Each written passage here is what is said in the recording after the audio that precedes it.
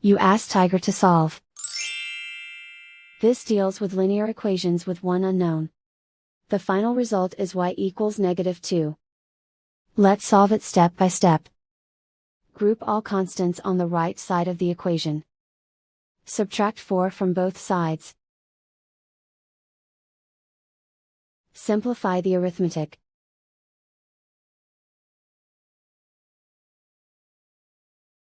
Isolate the y. Divide both sides by 2. Simplify the fraction.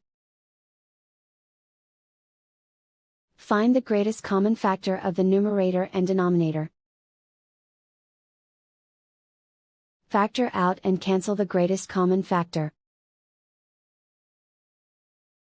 And so the final result is y equals -2.